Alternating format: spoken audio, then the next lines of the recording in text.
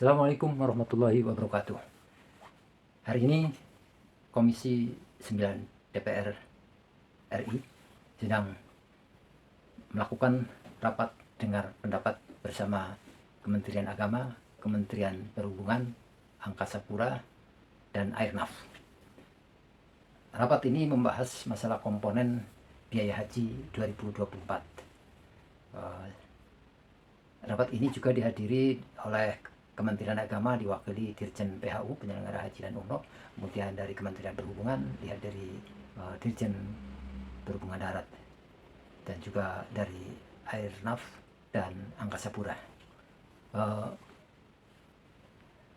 Anggota Komisi 8 dari PKS, Iskan Kolba Lubis, menyatakan bahwa penerbangan biaya haji yang komponen biaya haji yang paling tinggi adalah penerbangan. Tetapi juga Iskan Lubis juga menyoroti masalah kenapa biaya penerbangan itu tinggi, karena menurutnya ada hal-hal yang tidak transparan dalam menentukan harga ini, sehingga katanya harga menjadi tinggi, tetapi kondisi pesawat tidak senyaman, seperti pengaturan bangku juga sangat sesak, sehingga jamaah di dalam pesawat tidak begitu nyaman. Berikut keterangan Iskan Kolba Lubis. Tujuannya itu bagaimana pelaksanaan supaya biaya haji itu efisien. Itu sebetulnya ya. Tapi saya lihat tidak ada kita dikasih informasi yang membuat kita mengkritisi hal itu. Contoh, komponen biaya haji sebetulnya seperti dalam penerbangan itu sebetulnya bisa dihitung berapa di pemakaian afturnya. Bahkan selama ini kita tahu penerbangan itu ngambil berapa persen, antara 1-3% umpamanya. Karena penerbangan itu sudah penerbangan itu adalah bisnis yang sangat tipis untungnya, kemudian sangat efisien dan sangat terbuka. Tapi khusus untuk haji ini nggak terbuka, saya lihat Pak Ketua. Jadi ketika itu jadi sampai keuntungannya pun kita tahu gitu ya. Karena sangat tipis untungnya, cuma karena perputaran uangannya besar, walaupun dia cuma 1-2% untungnya, dia bisa ratusan miliar juga gitu ya. Jadi kalau bisa ini Pak Ketua, kita dikasih informasi ini. Karena hal satu yang membuat biaya itu mahal itu, saya SMS dari beberapa penerbangan, memang haji itu penerbangan mahal sekali. Ya.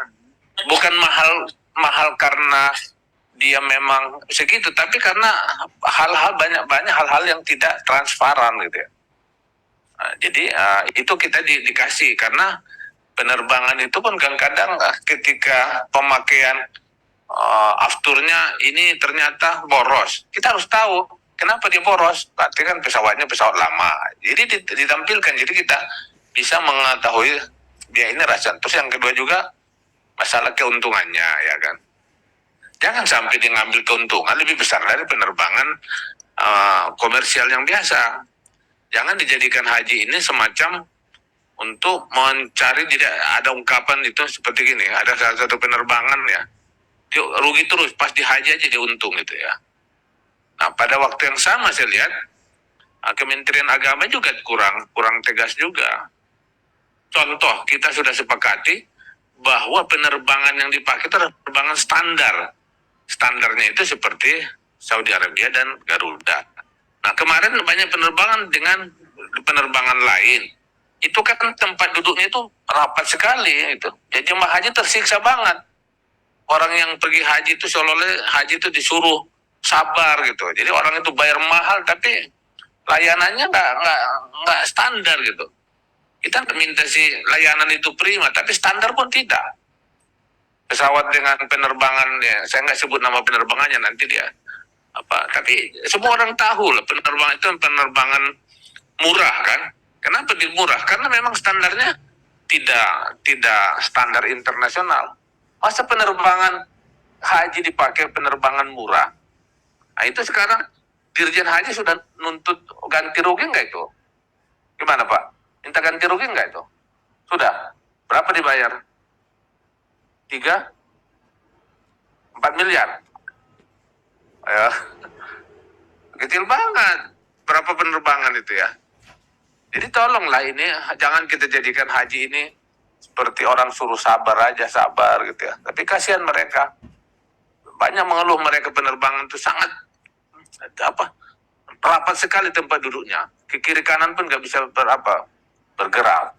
Nggak ada tempat pemisah itu pun